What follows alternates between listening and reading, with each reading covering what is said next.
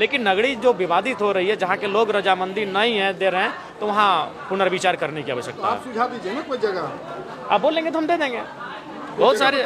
लेकिन देखिए, जैसे हम सुबह ही बात कर रहे थे एक मंत्री जी से, तो बोला कि नहीं, तुम जो जगह का सुझाव दे रहे हो वो खूंटी में है। खूंटी में सुबह ही हमारे पास एक एप्लीकेशन आया कि विधायक जी बहुत सारा विवाद चल रहा है, तो हमारे वहाँ 400 एकड़ जमीन का अधिग्रहण है, 400 एकड़ जमीन है, तो वहाँ बनाया जाए, यहाँ से 20 किलोमीटर है। तो कहा नहीं, रिम्स 2 तो खैर राजधानी में ही बनेगा।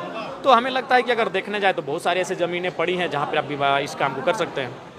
1932 का टी शर्ट पहन के आए, काफी लंबे समय के बाद जो है 1932 की तस्वीर नहीं, विधानसभा में देखिए इस बार हमको लगा कि बोलने का, देखिए सबसे पहला बात है कि आप जब सदन में आते हैं तो कई तरीके से आप अपने आवाज़ को रखते हैं, या तो बोल के रखते हैं, या तो लिख के रखते हैं, या तो सांकेतिक रखते हैं, या तो शब्दों से रखते हैं। तो इस बार हमें लगा कि शायद इस बार बोलने का अवसर नहीं मिलेगा। सदन बाधित होने का संभावना पहले से था, और मात्र 2 दिन का सत्र बचा, जिसमें एक दिन तो गैर सरकारी संकल्प चला जाएगा, एक दिन बचा है। तो एक दिन में हम स्थान नीति पे बहस करें, नियोजन नीति पे करें, विस्थापन नीति पे करें, कृषि नीति पे करें, या किस विषय पे बहस करें, वो मैंने कम समय बचा था। इसलिए मैंने कहा कि कभी कभी शब्दों से, कभी कभी लेखों से, कभी कभी लेखन से भी अपने संदेश को बताना चाहिए। इसलिए आज पूरे सदन में मैं 1932 खतियान ये टी शर्ट पहनकर था।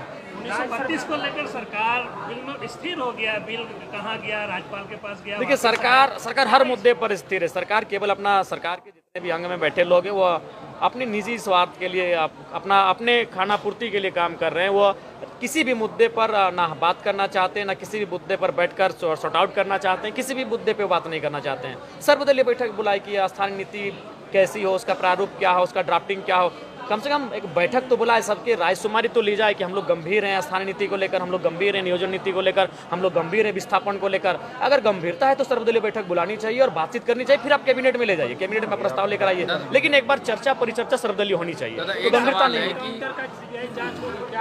देखिए अब राज्य सरकार तो बहुत ही अकड़ के है उसमें। राज्य सरकार उल्टा एक वरिष्ठ नेता उनको अपराधी बना रहे हैं। अरे भाई, अगर ऐसे अपराधी बोलने गए हैं मात्र केस हो जाने से, तो राज्य के तमाम आंदोलनकारियों को आप अपराधी की लिस्ट में लाके खड़ा कर देंगे, तो वो तो बचना चाह रही है, उल्टा हुआ उनको अपराधी घोषित करने में लगी हुई है।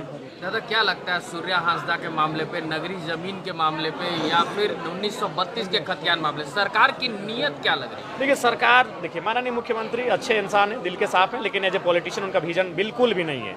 आप कभी भी माननीय मुख्यमंत्री के पास जाइए, वह आप उनसे 5 मिनट तक का समय नहीं ले सकते हैं। कोई भी, आज मैं नाम नहीं लूँगा, बहुत सारे मंत्रियों से मैं मिला, बहुत सारे उनके सत्ता दल के विधायकों से मिला, वो बोले 4-5 लोगों से घिरे होते हैं जी। हमें अपनी बात रखने का अवसर तक नहीं मिल पाता है, ना वो सुन पा रहे हैं हमारी बात। सही बात है वो, और ये दुर्भाग्य की स्थिति है कि माननीय मुख्यमंत्री अपने मंत्रियों से, अपने विधायकों से संवाद नहीं कर पा रहे हैं, तो कहाँ से राज्य को आगे लेकर जाएंगे। आप पतरातू कल गए थे, विस्थापितों से मुलाकात हुई थी क्या? क्योंकि बड़का गाँव क्षेत्र में लोग काफी परेशान हैं। जी, बड़का गांव, हमें लगता है कि आज अगर राज्य में सबसे ज़्यादा कहीं के लोग विस्थापन के इशू से परेशान है तो बड़का गांव के लोग हैं। चाहे वह पतरातू ब्लॉक रहे, बड़का गांव का ब्लॉक रहे, या केरेडाड़ी का ब्लॉक रहे, या फिर 2-4 क्षेत्र उनका टंडवा में भी आता है। तो 4 ब्लॉक बड़का गांव विधानसभा टच करता है। चारों ब्लॉक आज विस्थापन के दंश को झेल रहा है, और मुझे लगता है कि आज सरकार को विस्थापन में तो कम से कम खुलकर बात करनी चाहिए, खुलकर नीति बनानी चाहिए, और इस दर्द पर विराम महलम लगाना चाहिए।